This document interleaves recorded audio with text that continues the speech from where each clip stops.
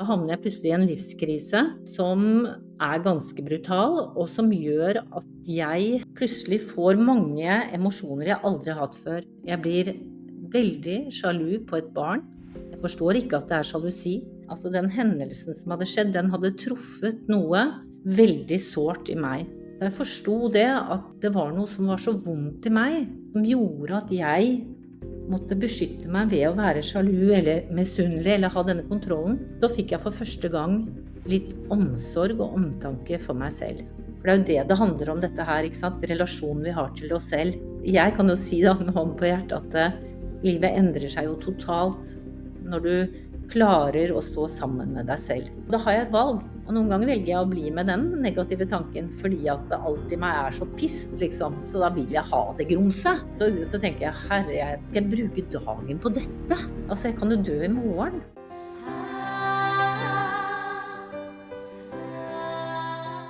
Marianne Magelsen, velkommen skal du være. Tusen takk. Jeg har gledet meg til å snakke med deg igjen. Vi hadde jo en podcast-episode for mange år siden, der vi snakket om en bok som gjorde veldig inntrykk på meg.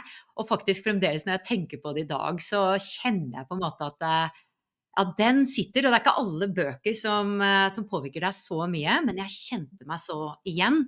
Og det litt fordi at du en forfatter som skriver så åpenhjertig. Du deler virkelig innerste tanker, og også relasjoner i familien din, ikke sant? Du deler veldig ting som modig da, og ting som faktisk vi gjenkjenner i oss selv.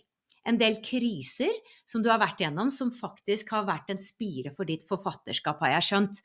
Og du jo tidligere sykepleier, samtidig som i dag du foredragsholder, forfatter av Pust for livet.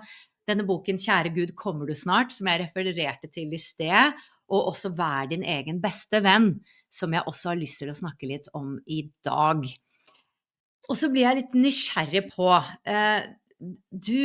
jeg synes du har så fine bilder på livet og perspektiver på livet og det forholdet til deg selv, og du opptatt av at vi som mennesker må ta det neste steget for å få en nære kontakt med oss selv, fordi der vi nå så fungerer det ikke så veldig bra.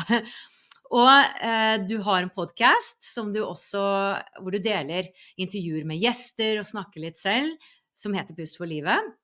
Og da jeg nysgjerrig på, har dette alltid vært noe du har brent for og hatt en inspirasjon rundt i hele ditt liv? Altså, hvordan var du som barn? Altså, var du da også i kontakt da med deg selv og de store spørsmålene? Ikke sånn, altså det lå ikke helt i kortene dette her, føler jeg, altså.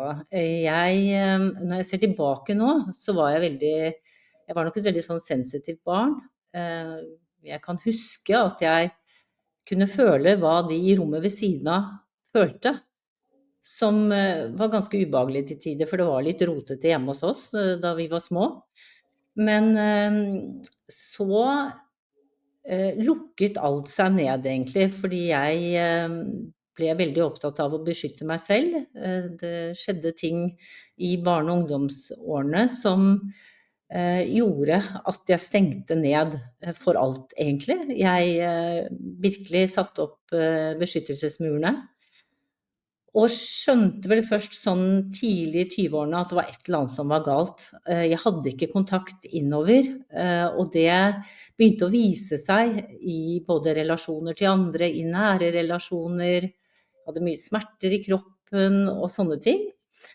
Og så utdannet jeg meg jo som sykepleier, jobbet som det i mange år. Har alltid likt å skrive, holde foredrag og gjorde også det der. Men så ble jeg syk av en sånn blåskjellforgiftning, og det var jo det som var grunnen til at jeg kunne ikke gå tilbake til den jobben jeg hadde. Jeg var syk i ganske mange år, og begynte å lete liksom, eller jeg kjente at alt for meg jo ikke sykt. Det jo noe her som fungerer. Det fine øyeblikk i løpet av dagen, jeg kan bare ikke stresse. Hva kan jeg finne på å gjøre?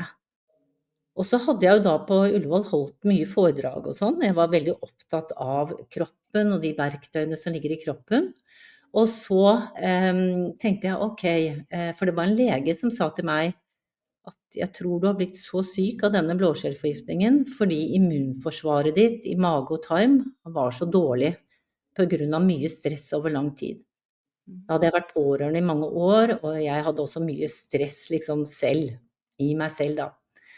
Og da han sa det, så tenkte jeg, oi, har jeg noe ansvar her liksom?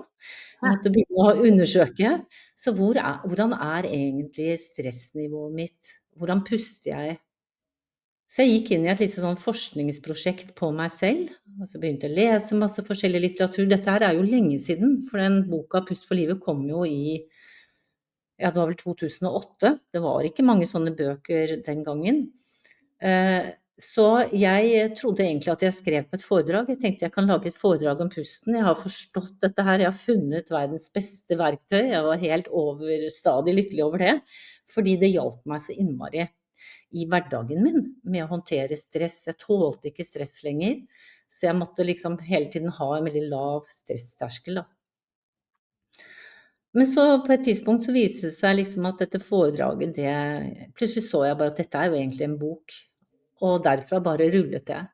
Så du kan si at alle bøkene har kommet ut fra en egenopplevd opplevelse. Jeg føler at jeg har lært noe, og så føler jeg meg helt forpliktet til å dele det, og det er liksom ikke noe valg engang. Og noen ganger er det skikkelig ubehagelig, sånn som med Kjære Gud kommer du snart, som jeg skrev. Den tok meg jo 7 år og var en krevende prosess. Men da følte jeg jo at jeg lærte noe som gjorde at hele forholdet til meg selv endret seg. Så når jeg var ferdig med den, så bare kom den Vær din beste venn flyende på en fjøl, helt av seg selv, og ble skrevet på et blunk, rett og slett. Så ja, som jeg har sagt noen ganger på andre intervjuer, at altså, norsklæreren min hadde ikke sett dette for seg i det hele tatt. Jeg var ikke noe god til å skrive, jeg har aldri følt meg kreativ. Men jeg har nok følt at jeg har en slags enkel måte å forklare ting på da, og det er det som kanskje viser seg gjennom bøkene. Jeg synes det er litt interessant det du sa, at norsklæreren min ville aldri trodd at jeg kunne skrive en bok. Og jeg tror mange av oss har den oppfatningen at ja, men dette kan ikke jeg. Og så vokser vi, og vi utvikler oss. Og nå er jeg langt over 40, og har jo oppdaget så mange nye sider i meg, som er noe helt annet enn hva jeg var kanskje i 30-årene eller 20-årene. Det at vi plutselig oppdager skills, altså talenter som vi ikke trodde vi hadde. Og det er jo helt fantastisk, altså, og det er jo da hodet vårt som sier at dette kan du ikke, fordi det kanskje skal gjøres på en viss måte. Og så, og da vi består jo av masse kreativitet, altså livskraft alle sammen. Og det handler jo litt om hvordan vi skriver, ikke sant? Hvordan vi uttrykker oss når vi ikke skal følge en mal, og er mye friere til å skape. Absolutt. Og så tror jeg også at det er, når vi vokser opp, så er det liksom noen ting vi blir motivert til, eller noe som blir pekt på, så du er så flink til det og det, og så går vi den veien, mens det er veldig mye annet som det ikke er pekt på, ikke sant, som ligger der, og som ikke liksom har fått blomstret enda, og det er jo det som er så nydelig med når man får lov til å ha et litt lengre liv da, at det faktisk kan endre seg underveis, nye ting dukker opp, plutselig gjør du noe helt annet enn utdannelsen din, og det synes jeg er veldig befriende og deilig at det er sånn, for det gjør at ok, du kan ta en utdannelse, men det er ingen krise i det hele tatt, om det ikke er det du ender opp med å gjøre hele livet da. Ja, jeg tror samfunnet er veldig i endring der, og det at vi kan være, som de sier på engelsk, multi-passionate. Du trenger ikke gjøre én ting lenger. Det er mange ting du kan brenne for, og det er ok. Jeg har lyst til å ta et litt stort hopp, fordi at jeg synes det er interessant dette her med å være sin beste venn, og nettopp hva det motsatte er, som mange av oss opplever, det med å slite med forholdet til oss selv. Og selve i det hele tatt er jo et stort filosofisk spørsmål hva selve er. Og så vet jeg at du hadde en følelse av at det var, altså du brukte ordene noe galt med deg. Og jeg blir nysgjerrig på, hvor tror du det vokste, altså hvordan vokste det frem, og hva var det du følte var så galt i forhold til andre rundt deg da? Hvorfor var det noe galt med deg? Ja, skal prøve å ta dette ganske kort da. Altså som jeg nevnte i stad, så når jeg i ungdomsårene liksom, så var jeg nødt til å sette opp veldig mange beskyttende murer rundt meg. Det er det mange som gjør. Og det ble liksom, jeg tenkte at ok, hvis det bare ser bra ut, så kommer dette til å gå greit. Liksom, hvis bare jeg liksom ser bra ut, at jeg gjør de riktige tingene, er blid og hyggelig og sånn, så kommer det til å gå bra. Ja, så det låste seg veldig sånn av. Så jeg hadde, og dette her ble jeg veldig god til, ikke sant? Jeg ble kjempegod på dette her. Så når, og det du sikter til nå, det er den kjære Gud kommer du snart, fordi at da havner jeg plutselig i en livskrise som er ganske brutal, og som gjør at jeg plutselig får mange emosjoner jeg aldri har hatt før. Jeg blir veldig sjalu på et barn. Jeg forstår ikke at det er sjalusi. Jeg bare håndterer ikke situasjonen inni meg. Jeg håndterte den liksom utad. Jeg er oppdratt til å oppføre meg ordentlig, og jeg synes det er veldig, altså det er en veldig sånn sterk ting hos meg. At det skal ikke gå, ingen skal skades, men jeg fikk det dårligere og dårligere. Og jeg var altså så fortvilet, og det var så smertefullt, og dette varte i flere år.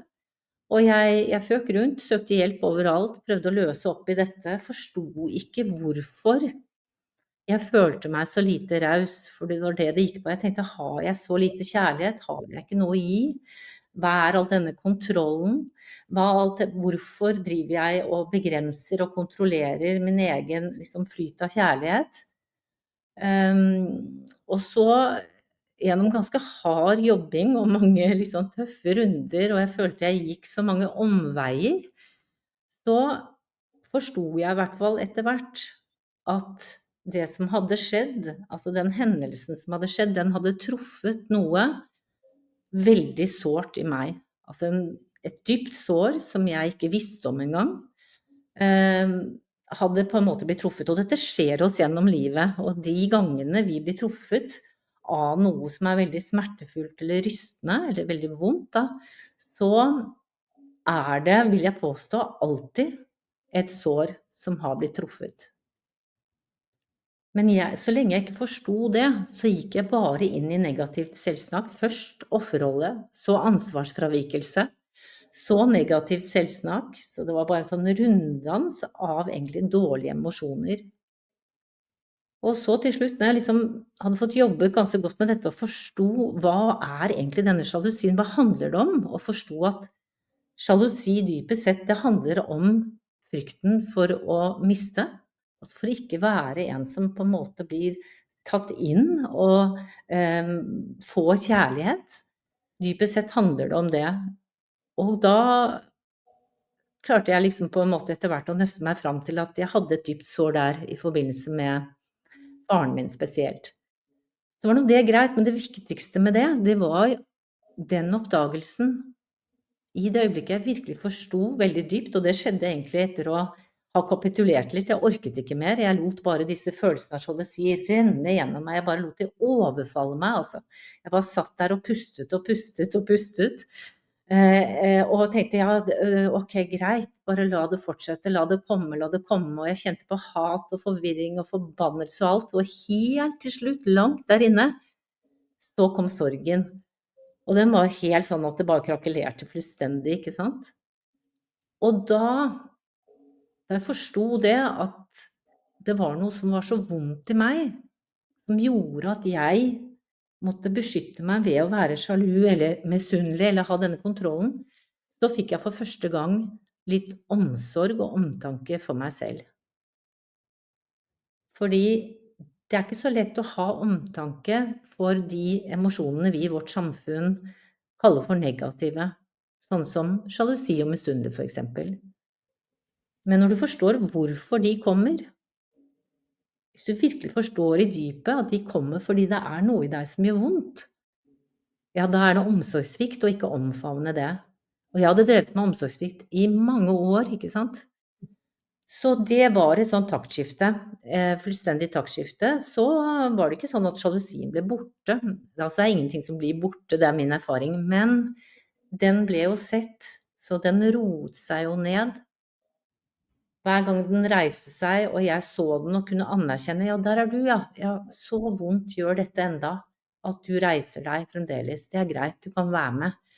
Så jeg bare møtte det med den omtanken, gang på gang på gang. Og etter hvert så bare avtok den i styrke. Og så etter hvert, fremdeles kan jeg kjenne på den, dytte borti meg ved noen anledninger. Men da kan jeg liksom trekke pusten, og så si, ja, der er du, ja. Oi, du er her enda, ja. Ja, ok, ja, men det er greit. Du er med, du kan få lov til å være med. Og det er jo sånn med alle tingene som vi tillater å være med, da. De roer seg veldig ned. Det er motstanden som gir denne lidelsen. Ja, og jeg har lyst til å gå dypere i det. Og så tenker jeg alle de som nå lytter eller ser på, og ikke forstår helt sammenhengen av hva som skjedde. For dette delte du i boken, og også i vår forrige episode. Så for å sette puslebitene litt sammen, hvem var dette barnet som du ble så sjalu på? Var det ditt eget, eller var det en annens barn, eller hva var det som egentlig skjedde? Ja, ok, det kan vi si. Jeg hadde akkurat truffet han som er mannen min i dag. Eller det hadde jeg ikke, vi hadde kjent hverandre siden jeg var 19 år. Nå er jeg da blitt 39. Og vi hadde vært venner hele tiden, men plutselig så endret dette vennskapet seg til forelskelse. Og når man har kjent hverandre så lenge, så vet du liksom, du bare vet at ok, this is it. Altså dette er det. Så vi var jo overstadig lykkelige. Så forteller han meg etter noen uker at han har fått en telefon fra en som han hadde sett litt, som forteller at hun er gravid. Han vet ikke helt hvordan dette kommer til å falle ut, men jeg tenker sånn med en gang, ok, han har ikke vært utro mot meg, dette er noe som skjedde før vi traff hverandre. Dette her er et uskyldig barn som skal komme. Så jeg liksom, hodet mitt har disse fornuftige, liksom rasjonelle tankene, mens kroppen min, den kjente jeg bare, det var akkurat som om jeg falt ned i et svart hull. Så jeg kunne sitte og se meg selv, snakke, si de fornuftige tingene, si at ja, men dette klarer vi sammen, bla, bla, bla, bla. Og altså akkurat som at jeg var kuttet av, altså her, og kroppen bare forsvant. Så det var jo ingens feil dette her, ikke sant? Så det er også noe av det som skjer, at du kan ikke gå inn og så kanskje kjenne på sinne og aggresjon, alle de der følelsene som faktisk gir litt energi. Her var det ingen liksom å skylde på, her var det bare at man måtte på en eller annen måte mobilisere, gå da gjennom denne fasen av forelskelse, samtidig som alle skulle informeres om at han skal ha barn med en annen. Ja, du som er så forelsket, holdt jeg på å si, eller jeg forlovet i går. Du kan jo tenke deg liksom det. Jeg tror alle kan forestille seg det. Det er ganske vanskelig. Så jeg opererte på 2 lag. Det ene var hodet, som liksom for så vidt gjorde de riktige tingene, sa de riktige tingene. Og så var det den her helt utrolig lammende, ikke alltid lammende, men brennende, smertefulle opplevelsen i kroppen. Fordi at da jeg vokste opp, så moren og faren min ble skilt tidlig, og så giftet moren min seg igjen da jeg var sånn 10 år. Og han som hun giftet seg med hadde 2 barn. Og moren min håndterte det ganske dårlig. Og det hadde jeg sett på med forferdelse. Og jeg syntes det var kjempevanskelig, og det ble veldig vanskelig for henne også mot slutten av sitt liv, for det var jo noe som lå på samvittigheten. Så jeg visste med meg selv at uansett hva jeg føler, så må dette barnet må jeg ta imot, og jeg må gjøre mitt aller beste for det. Og det gjorde jeg. Og vi fikk en veldig nær relasjon. Men allikevel og det krevde ganske mye av meg, ikke sant? Så ved å hele tiden føle på denne sjalusien, som ikke var til stede når jeg var alene med barnet, men som alltid kom når mannen min var til stede. Hver gang han gikk inn i en nær relasjon, leke, tulle, tøyse, le, så bare døde noe i meg helt, og det ble så smertefullt. Så i hvert fall da, Så dette her gikk jeg og balet med veldig, veldig lenge. Og jeg følte, eller jeg hadde alltid trodd, at jeg var et ganske sånn godt menneske. Men nå begynte jeg å kjenne at jeg ikke var det lenger. Jeg fant liksom Jeg kunne ikke se at det var noe godt i meg når jeg kunne kjenne på sånne type følelser. Så du kan si ehm, jeg klarte ikke å få med meg altså virkelig forstå smerten her. Den dype smerten. Det tok lang tid før jeg forsto det, og inntil jeg forsto det, at det var noe som gjorde vondt, så trodde jeg egentlig bare at nå har jeg bare blitt et dårlig menneske. Jeg har blitt et menneske som som driver og kontrollerer, som fordømmer, som er sjalu og misunnelig. Så, ja. Mm. Og det er det jeg skriver om i den 'Kjære Gud, kommer du snart?', men dette ble jo en prosess, ikke sant, for å komme ut av det. Og da var det jo mange forskjellige typer verktøy jeg tok i bruk, og måter jeg måtte jobbe på for å virkelig tørre å se så ærlig på meg selv, da. For det er det det handler om. Til syvende og sist så kommer vi til det, at det bare er ærligheten som egentlig står der og må tas helt inn. Jeg synes også det er interessant å høre da om dynamikken mellom deg og din nye kjæreste. Nå som jeg har fått kjæreste selv og er forlovet og var mange år single, så er det et nytt tema i mitt liv, ikke sant? Hvordan er det man møter utfordringer som par når følelsen er på plass, men så kommer en eller annen krise, og jeg tror alle forhold får sitt. På en eller annen måte så har man et eller annet tema som jeg Mm. kanskje tror fra et sjelsperspektiv man skal jobbe med for å vokse. Man skal jobbe med det sammen, og i etterkant så er det kanskje, klarer man å se at det har vært en velsignelse, en gave, som har gjort faktisk, altså har fått meg til å vokse på en eller annen måte. Så hvordan var da dynamikken mellom dere?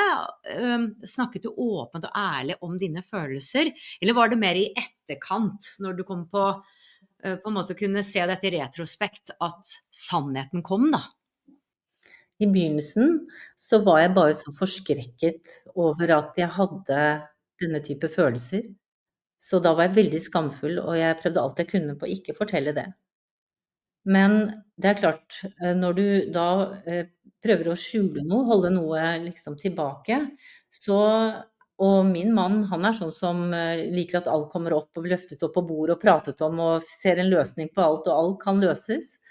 Så han var jo fremoverlent og prøvde, ikke sant, men ble jo avvist. Han fikk liksom veldig ofte en kald skulder. Jeg strevde med og ikke bare gå og grine hele tiden, ikke sant. Jeg måtte bruke mye krefter egentlig på å holde meg liksom samla. Men så brøt jeg jo sammen med jevne mellomrom, og da kunne jeg sette ord på, og etter hvert også de aller mest skamfulle, følelsene og tankene. Og der er jeg også heldig, fordi at han er ikke noe redd for noen følelser og tanker. Ikke i det hele tatt, liksom. Han synes selv, når han får sånne følelser og tanker, at det er veldig interessant. Hva er dette for noe? Han ser på det med sånne nysgjerrighetsbriller, mens jeg går rett i fordømmelse. Så jeg har jo lært veldig mye av han. Jeg lærte jo i de årene ekstremt mye av han, spesielt med hensyn til det å være vennlig mot seg selv, som da ble den der tredje boka. Fordi han har da en evne til å omfavne, og til å liksom bare rett og slett la alt være der sammen. Så det måtte jeg lære, og der var han en god læremester. Så, men det ble liksom vi hadde et brudd på et halvt år, fordi at jeg kjente til slutt at jeg klarte ikke å tenke lenger. Jeg klarte ikke å tenke klart. Jeg kjente at jeg må ha noe tid for meg selv, hvor jeg virkelig får gått i dypet av dette uten å bli trigget hele tiden. Fordi hjemme ble jeg jo trigget absolutt hele tiden. Så, og det var ikke han noe for. Og det var ikke gitt at vi skulle finne tilbake til hverandre heller, fordi at, ja, alt kan jo skje da. Men det var, og jeg ser på det nå i ettertid, så ser jeg at det var jeg nødt til å gjøre. Jeg måtte det for rett og slett å gjøre den jobben med å få såpass ro at jeg virkelig kunne gå inn i alle disse tingene og begynne å finne et nytt fundament hvor jeg kunne være sammen med meg selv på en god måte. For det er jo det handler om dette her, ikke sant? Relasjonen vi har til oss selv. Og jeg kan jo si da med hånden på hjertet at livet endrer seg jo totalt når du klarer å stå sammen med deg selv. Ikke sant? Fordi at til syvende og sist så er vi her alene. Det er det ene. Alt er usikkert i livet. Absolutt alt. Vi vet ingenting om morgendagen, vi vet ingenting om partner, om barn. Vi vet absolutt ingenting. Så det eneste stedet hvor du kan finne noe ro, noe trygghet, noe tillit, det er jo hos deg selv. Og du skal jo våkne med deg selv hver morgen. Ikke sant? Hvert pust, hvert skritt du tar er sammen med deg selv. Så den relasjonen er ekstremt viktig. Og jeg husker når jeg stilte meg selv det spørsmålet, ja, men elsker du deg selv? Og det var bare sånn, ja, liksom, ja, selvfølgelig gjør jeg det. Jeg hadde aldri tenkt over det. Så måtte jeg gå inn og se på det. Det gjør jo aldeles ikke. Jeg hadde jo ikke hatt denne omsorgssvikten overfor meg selv hvis jeg hadde gjort det. Da hadde jeg prøvd å gjøre det mannen min gjorde. Hele tiden bare la det komme. Tillate at det er her. La det få lov til å være med på reisen. Si at det er menneskelig å ha disse følelsene. Det definerer ikke hele deg. Men jeg, og det må jeg bare si i den sammenhengen her, jeg hadde lagt hele identifikasjonen min i på en måte jeget, i tankene og følelsene. I egoet, strukturen min, ikke sant? Og egoet er jo en del av jeget som beskytter oss og gjør en veldig viktig jobb. Men et jeg vet ikke hva kjærlighet, eller et ego vet ikke hva kjærlighet er. Det vet ikke hva et nå er. Det forholder seg bare til fortiden. Og jeg var så, jeg virkelig trodde jeg var tankene mine nærmest, ikke sant? Og de var travle og støyete og negative. Så det var jo for meg helt nødvendig å virkelig klare å forstå sinnet. Forstå at min kjerne, min essens, er ikke disse tankene. Altså hjernen er et organ, den produserer tanker. Men det er ikke den som gir beskjed om liv. Det er ikke den som har viten. Så det ble et arbeid gjennom både meditasjon, kroppslig som qigong, bevegelse, studier av mitt eget sinn, litteratur, masse gode hjelpere rundt meg. Så sakte, men sikkert så klarte jeg virkelig å få kontakt med det litt dypere laget i meg, så at jeg kunne komme til dette vitneperspektivet hvor jeg kan se inn på alt det støyet, men ikke behøver å identifisere meg helt med det. Da skjedde det jo en veldig stor forandring. Jeg synes det er interessant at du bruker ordet omsorgssvikt overfor seg selv. Det har jeg faktisk aldri hørt før, og det er så briljant, for det poengterer jo virkelig hva det er snakk om. Vi snakker om det så mye overfor andre, men absolutt ikke overfor oss selv. Og det er en litt sånn vekker. Oi, Ja. omsorgssvikt overfor meg selv, det vil jeg ikke. Det ønsker jeg jo ikke. Nei, Og du ikke for noen andre, ikke sant? Så du kjenner liksom at nei, det er ikke helt sånn det skal være. Ja. nei. Og jeg synes det er veldig modig av deg da, å være så ærlig, også i forhold til familie, ikke sant? At historien kommer frem om hva som har skjedd. Så var det noe du tenkte dypt igjennom? Skal jeg skrive denne boken? Ja, denne boken var skikkelig vanskelig, nettopp unna den balansegangen. Ikke sant? Jeg er personlig, men hvor privat skal jeg være? Jeg skal fortelle min historie, ikke de andres historie. Så det var, dette her tok meg lang tid, som sagt, og selvfølgelig har jo alle lest boken før den gikk i trykken, ikke sant? Alle involverte.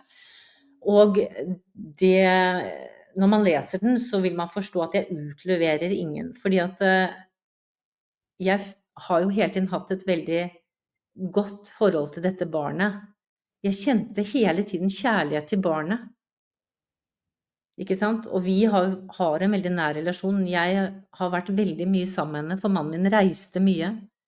Så Så jeg føler liksom at det som egentlig skjedde her, hvorfor jeg følte at jeg skulle dele det, det var jo fordi at jeg kjente at her har jeg gått i årevis med alt dette vonde, og egentlig jobbet fra feil innfallsvinkler. Jeg Hvis jeg hadde fått på plass mye tidligere og visst at når sånne sterke emosjoner kommer, så handler det om noe veldig dypt som smertefullt. Da hadde jeg klart å få opp noe omsorg for meg selv. Men så, så den lærdommen med liksom relasjonen vi har til oss selv, jeg følte den var forpliktet til å dele den. Og jeg vet jo av tilbakemeldingene på de spøkene at det gjenkjennbart, ikke sant? Vi baler jo med dette alle sammen. Og jeg synes det viktig med alle de unge menneskene, ikke sant, fordi vi lærer ikke dessverre så lærer vi ikke i barnehagen, på skole eller hjemme, liksom å forstå at vi ikke tanken. Vi lærer ikke å forstå at følelser en kjemisk oversettelse av en tanke. Dette ting som bevegelse. Ingenting varer, det forandrer seg hele tiden. Ikke sant? Det ting som oppstår i sinnet vårt, men det noe annet der som gjør at vi har et liv, at vi har en essens, at vi det hele tatt kan tenke. Så det å komme i kontakt med det litt dypere laget i oss, da, det jo det vi alle jobber mot nå, ikke sant? Det det jeg prøver på den der podcasten med alle gjestene, fordi at nå tiden, det så på overtid at vi virkelig begynner å forstå hva det vil si å være et menneske. Ja, jeg var jo så heldig å bli intervjuet av deg også i podcasten, der vi gikk veldig dypt, og du tok meg steder jeg ikke har gått før, så det synes jeg var veldig spennende. Og i forhold til dette med å dele, og det tenker jeg kan være nyttig for de som lytter også, som også kjenner på det, hva kan jeg dele med andre, og ikke enten det utad på sosiale medier, enten du litt profilert eller ikke blant familie, hva kan jeg dele? Og i tidligere generasjoner så var det slik at vi skulle ikke dele i det hele tatt, og ting var under teppet, og nå vi mye mer i en åpenhetskultur. Men opplever du det på samme måte som meg, at jeg kan dele når jeg eier det, men jeg kan ikke dele noe som jeg midt oppi, som jeg ikke har forløst ennå, når jeg virkelig i stormen. Det ikke da jeg kan dele, jeg må dele når jeg ferdig med det, bearbeidet det, og eier det, og skammen ikke der lenger. Ja, det var litt sånn som jeg sa til deg på det intervjuet, når jeg intervjuet deg da, at jeg har veldig tillit til mennesker som forteller om egenopplevde erfaringer, som de virkelig har gått i dypet med, og gjør man det, så skjer det jo et lite skifte i en selv. Altså de historiene sanne, på en måte. Jeg har veldig tillit til det, fordi og ting kan oppleves forskjellig fra et menneske til et annet, men jeg vet jo selv, med de opplevelsene jeg har, de erfaringene jeg har, de vet jeg jo hva Så når jeg har kommet gjennom tunnelen og sitter der og plutselig ser at dette endret alt, eller dette gjorde den store forandringen, eller dette her, det må jeg dele. Så for meg så det jo sånn, jeg får sånn dytt i ryggen, at det liksom, jeg føler egentlig ikke, at det i hvert fall ikke lett for meg å stoppe det, når det først har kommet frem. Og da eier du det, det hjemme hos deg, og da det også tryggere for deg å dele det, selvfølgelig. Ikke sant? Du har tatt det helt hjem, og det tror jeg på. Jeg har veldig tillit til egenopplevde erfaringer. Ja. Boken din, Vær din egen beste venn, handler om å tåle hele seg selv. Og du vet jo at jeg også veldig opptatt av selvkjærlighet, og bruker litt det ordet, og har eget kurs på det, og har egne opplevelser rundt det. Og så jeg alltid nysgjerrig på dine perspektiver på egenkjærlighet, da. Tåle hele seg selv. Kan du snakke litt mer om det, og i det hele tatt verktøyene du skal slippe å dele alt, men noen verktøy vi kan bruke i dette arbeidet med å bli vår egen beste venn. Fordi at mange av oss hører, du må jo elske deg selv, du må jo elske deg selv. Ja, men hvordan gjør jeg det da? Mm, mm.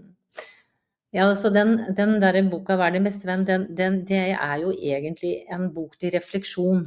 Det er mesteparten, i hvert fall hele midtre delen, er jo bare korte setninger som skal få deg til å tenke. Og nettopp det er et verktøy, fordi at de refleksjonene du da må gjøre, som for eksempel når du hører ordet omsorgssvikt, eller du hører at hver eneste morgen skal du våkne med deg selv. Ja, hva gjør du med det? Hvordan har du tenkt at det skal være? Hvordan skal den relasjonen være? Så det er liksom lagt opp litt sånn, men det jeg mener med å tåle hele seg, er jo nettopp dette her, at å være menneske, det betyr å være motsetninger. Vi har liksom alle mulige slags følelser, ikke sant? Jeg er raus og gjerrig, jeg er tålmodig og utålmodig, jeg er sint og glad og alt dette her. Og det å bare kjenne at alt dette skal jeg romme, og jeg er her i denne formen som menneske akkurat nå, i verdens rikeste land, i et liten hjørne av denne planeten hvor vi har tak over hodet og mat. Og jeg har muligheten til å bruke nå dette apparatet her til virkelig å være litt nysgjerrig og tenke, hva er alt dette her? Ok, ikke sant? Altså, bytte ut de fordømmende brilleglassene med nysgjerrighet og vennlighet. Være litt mer sånn, ikke så selvhøytidelig. Jeg var ekstremt selvhøytidelig, ikke sant? Fordi jeg ville ikke ha noe. Dette var ikke meg. Jeg er egentlig god. Hvem er jeg blitt? Altså, sånn. Mens det er bare det at det er helt menneskelig. Akkurat nå er det liksom 1 million mennesker som, eller milliard mennesker som sitter og kjenner på en følelse av misunnelse. Altså, dette er det å være menneske.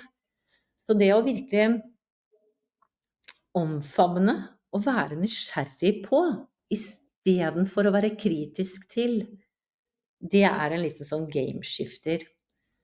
Så, og det at når det dukker opp noe som er vanskelig, at man liksom tenker at ok, dette kan jeg ta på fanget om og om igjen. Dette her er noe som gjør vondt inni meg, men det de andre ser, eller det som kommer ut, atferden min, den ser ikke så vakker ut. Den kan være misunnelse, sjalusi, forvirring, hat, sinne, aggresjon. Alle de emosjonene der. Men hva handler det egentlig om? Jo, det handler alltid om noe helt dypt i deg. Det kan ikke gjøre noe annet. Så det å virkelig forstå det, sånn at man kan omfavne dette som kommer opp. Og så er det jo også sånn, ikke sant, at vi må forstå det jeg nevnte litt i stad, at vi ikke er disse tankene. At det er noe annet. Og det beste verktøyet jeg bruker da, er sansene mine. Ikke sant? Jeg prøver å gi meg selv litt små pauser fra, ikke sant? Enten, altså vi er der hvor vi har, altså der jeg har oppmerksomheten min, der er jeg. Så hvis jeg har oppmerksomheten min på tankene mine, så er det der jeg er. Så kan jeg lytte til de, og de kan ha alle mulige slags kulører, de kan være negative og positive. Så da kan jeg liksom ha hele livet mitt oppi hodet mitt. Eller jeg kan flytte oppmerksomheten min til å lytte. Virkelig bestemme meg for når jeg går ut nå på denne turen her, så skal jeg bare lytte. Og jeg mener å virkelig altså lyttingen du åpner sansene dine helt for denne lyttingen. Og da kan du plutselig oppdager du, oi, nå føler jeg meg mye bedre. Ja, men hvorfor det? Ja, for jeg har ikke hatt oppmerksomheten på tankene. Jeg har vært i lyttingen. Eller jeg har vært i hendene mine. Ikke sant? De som driver med håndarbeid, strikking eller noe annet, de lager noe med hendene. Hendene er jo en forlengelse av hjertet. Og de er i hendene sine. Da har de oppmerksomheten der. Jeg har jo aldri så bra som når jeg ikke har oppmerksomheten på meg selv. Ikke sant? Fordi sinnet vil bare produsere, den er som nyrene, har jeg brukt som eksempel noen ganger. Nyrene produserer urin, hjernen produserer tanker, eller sinnet produserer tanker. Jeg kan ikke stoppe nyrene fra å produsere urin. Nei, men og jeg kan heller ikke stoppe sinnet fra å produsere tanker, men jeg behøver ikke ha oppmerksomheten på nyrene eller på tankene. Jeg må Og vite litt, jeg må være bevisst og årvåken når vi går inn og skal prøve å gjøre noen endringer. opplever du da at tankene endrer seg til et positivt fortegn? Fordi at vi har jo blitt lært at tanker er stort sett negative og repeterende. Men kan de også vende seg om til å bli positive når vi gjør dette her du sier? Altså, jeg er ikke noe opptatt av at de skal bli positive i det hele tatt. Jeg er liksom ikke opptatt av dem. Mm. Fordi at altså, tanker er jo fabelaktige, men de kan jo jeg analysere, jeg kan være kreativ, jeg kan lage ting, jeg kan ordne ting. Det er helt supert. Tanker er det egentlig ikke noe galt med. De kommer og går. Det er bare bevegelse i sinnet. Hvis du prøver å holde fast på en tanke, ja, det klarer du ikke kjempelenge før du plutselig har kommet på en annen tanke. Men de er ikke så opptatt av positive tanker, eller noe sånt, fordi de kommer bare helt av seg selv. Når du slutter å ha denne her oppmerksomheten på tankene, følge med på de, drive og holde på med de. Når du flytter oppmerksomheten ut til omgivelsene dine, til hendene dine, til et medmenneske, du lytter. Du er i en samtale med noen, du virkelig lytter. Nå ser jeg at du sitter og lytter. Nå tenker ikke du. Det kan hende, fordi du er podcastvert, at det kommer noen tanker om hva er mitt neste spørsmål eller noe sånt, for det er jo aldri stille. Men hovedoppmerksomheten din er på lytting, ikke sant? Og da har vi det veldig bra når vi har liksom flyttet denne oppmerksomheten. Og det er jo det som vi lærer i mindfulness, meditasjon, i meditasjon, i det hele tatt, det er at vi plutselig får øye på sinnet vårt, hva det holder på med. Så får vi øye på at vi kan også flytte oppmerksomheten vår, være et annet sted. Jeg har et eksempel som liksom gjorde at jeg skjønte dette litt godt, og da var vi, ja, familien var på ferie i Hellas, og da det var midt oppe i en ganske vanskelig situasjon, så jeg hadde det ikke veldig bra. Men da gikk jeg liksom på stranda der, det var jo bare så vakkert. Vannet var helt turkist, ikke sant, jeg gikk barbeint i sanden, mens all oppmerksomheten min var på hvordan skal jeg løse dette problemet. Jeg var i hodet mitt, alle de negative tankene. Så plutselig så oppdaget jeg at men kroppen min, hvor er den? Jo, den var jo til stede. Kroppen min, den var jo jeg hadde jo føttene i sanden. Det var hodet, det var tankene som var et annet sted. Og der var jeg hadde flyttet oppmerksomheten min dit. Så i det øyeblikket jeg flyttet oppmerksomheten ned i føttene, ned i kroppen, så hadde jeg ikke et eneste problem i hele verden i det øyeblikket. Så det er det jeg mener med liksom vi er nødt til å bli litt kjent med sinnet, forstå at det ikke er fienden vår, men forstå også at av natur så produseres det titusener av tanker i døgnet. Det er ekstremt mange tanker. Og jeg behøver ikke å ha oppmerksomheten der. Forstår jeg deg rett ved at du sier at det handler ikke om positiv tenkning, det handler om å observere tanker og la de være? Vi Det har jo handler kjent ja. med positiv tenkning for noen år siden, så var det en trend da, for å si det sånn, innenfor personlig utvikling. Ja, og jeg skjønner liksom poenget med det, men eh, jeg tror ikke det er veien alltid å gå, fordi at det betyr jo at du dytter bort noe du ikke vil ha.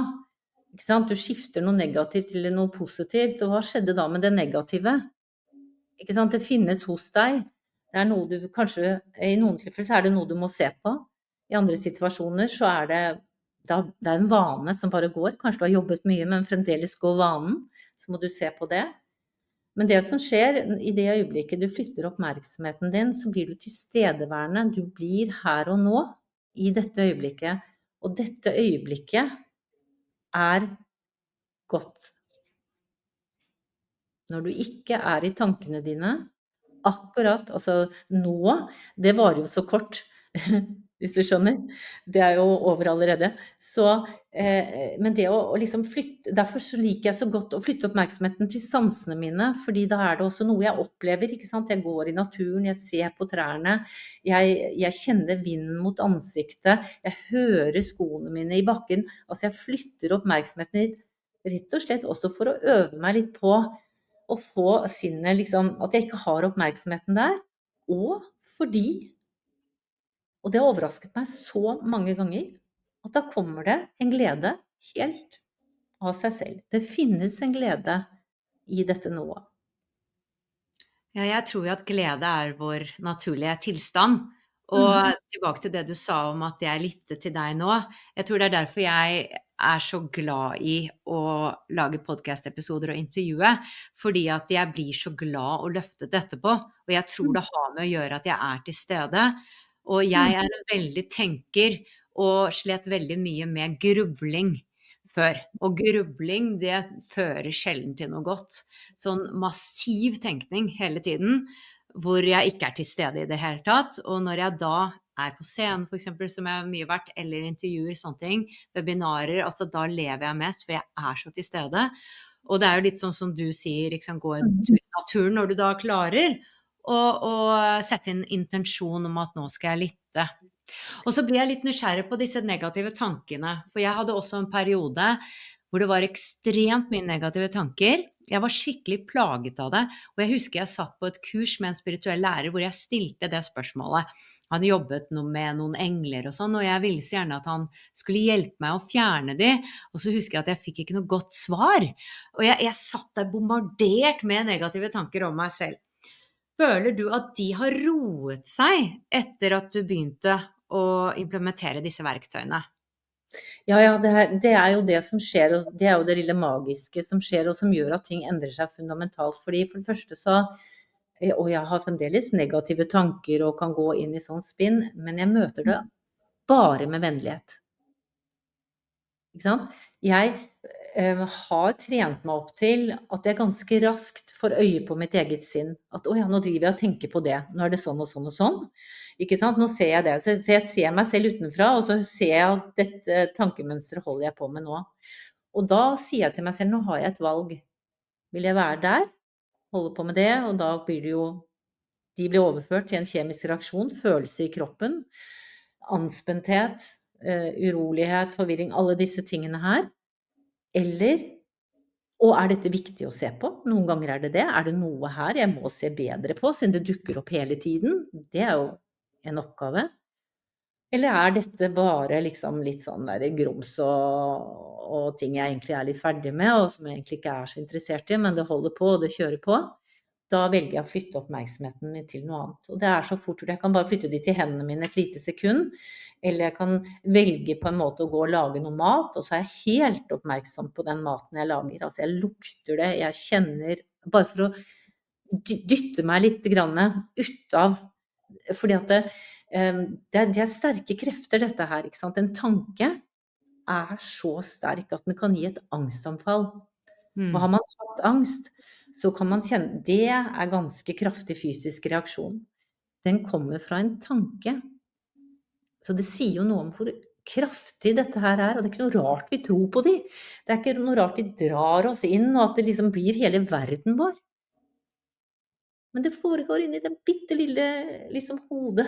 Det er jo noe annet som er verden, som er livet, som gjør at du puster. Ikke sant? Så, ja. Nei, veldig, veldig spennende. Tanker interesserer meg veldig i det hele tatt. Og min tanke har vært at hvis jeg begynner å observere meg selv, som jeg også har lært gjennom mindfulness, og jeg husker for mange år siden så satt jeg og hørte på sånn zen calls i mange timer og var helt inne i dette her. Og så er det en del av meg som også liker å tenke da. Og det var en amerikaner som kalte det to indulge in thoughts. At da, ikke sant, da koser du deg i denne tenkningen, og jeg kan finne at jeg faktisk gjør det, at jeg liker å tenke, og at en del av meg har sagt sånn, ja, men jeg vil ikke observere så mye at jeg mister den kontakt med meg selv, eller personligheten min, at det er en del av meg, og det er litt show, det er litt spennende, altså det skjer noe Jeg vet ikke om du Ja. kan relatere deg litt til det? Jo, altså først vil jeg si at liksom, det er fabelaktig, altså, som jeg sier, altså det er jo helt utrolig at vi kan tenke, ikke sant? At vi har faktisk denne herre gaven av at vi kan tenke, og det er kjempespennende, og ikke noe veien, vi bør ikke gjøre noen ting. Det er når disse tankene går inn i det veldig negative mønsteret som gjør at du får, ikke sant, opplever alle disse følelsene i kroppen, at du ikke kjenner helt liksom at du har det godt. Det er jo da det handler om å gjøre en liten endring. Og jeg må også si, det er jo sånn med dette her at noen ganger når jeg kommer inn i en eller annen fordømmende tanke, så noen ganger så velger jeg den tanken. Nei, fordi jeg er litt faen heller, liksom. Jeg er litt sånn forbanna.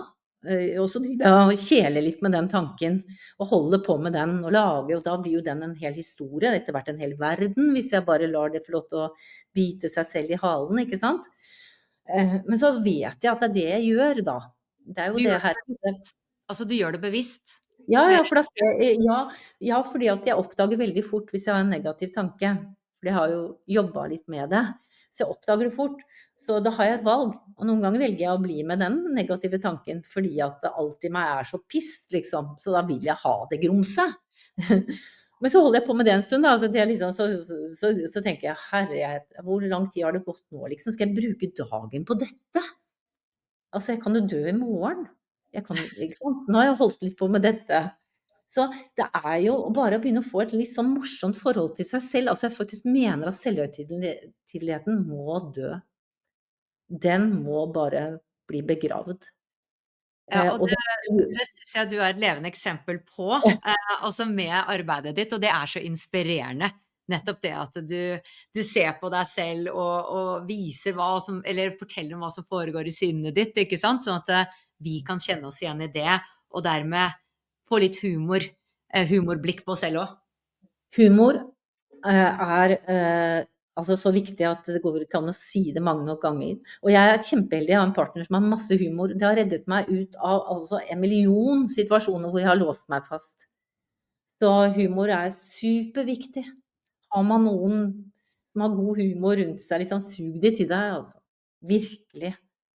Virkelig, vi må le litt av dette her. Altså, vi går rundt på denne bitte lille planeten som svever i full fart rundt i et kjempeunivers.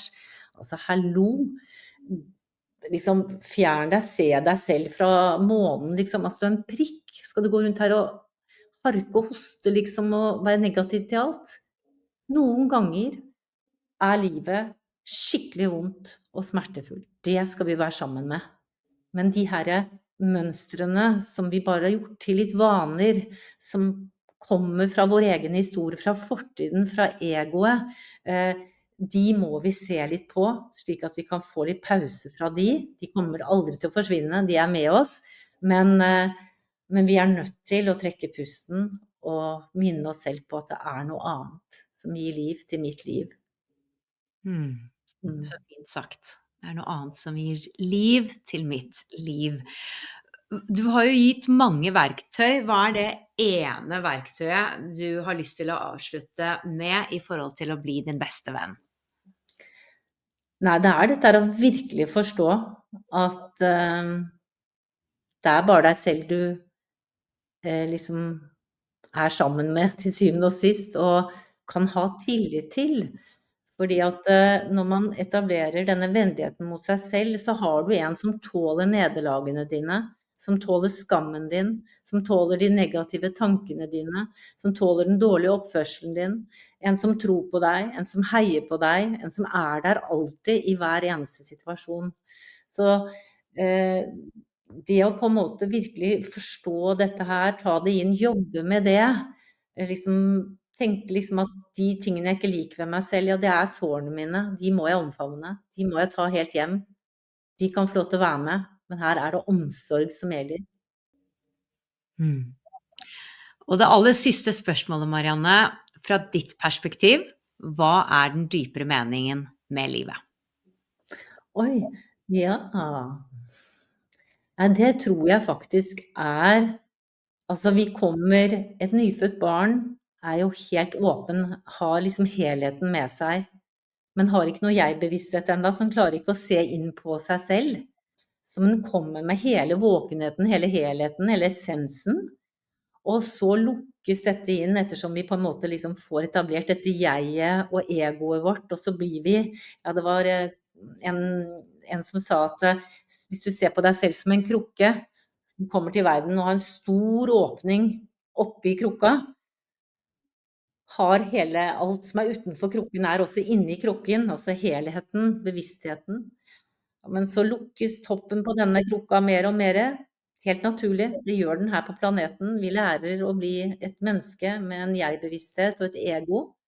Og hos noen lukker krukka seg helt på toppen, og vi tror vi bare denne formen. Vi tror vi bare tankene og følelsene. Så arbeidet å vikle seg ut, få åpnet denne krukka igjen, sånn at du skjønner det ikke noe forskjell på deg og meg, eller på noe annet. Vi natur, og det liv og bevissthet som renner gjennom oss alle sammen, og alle. Og alt. Så vikle seg ut av denne her, på en måte, noe for noen oppleves nesten som en klump eller en knyttneve av å være identifisert med bare tanker og følelser og egoet. Komme i kontakt med at vi mer enn det. Det har vært en glede å ha deg i dag, og hvis noen har lyst til å komme i kontakt med deg, eller lære mer fra deg, hvordan kan de gjøre det? Ja, da har jeg en hjemmeside, mariannemagelsen.no. Der finner man egentlig både informasjon om podcast og bøker, og jeg jobber også litt som samtaleterapeut, så der egentlig, det egentlig det letteste stedet. Så jeg jo på Facebook og sosiale medier, men jeg ikke noe god på sosiale medier, men jeg der liksom litt. Marianne, tusen takk for at du kom på besøk i dag. Tusen takk, Jannicke. Det har vært veldig hyggelig. Ha det godt. Ha det!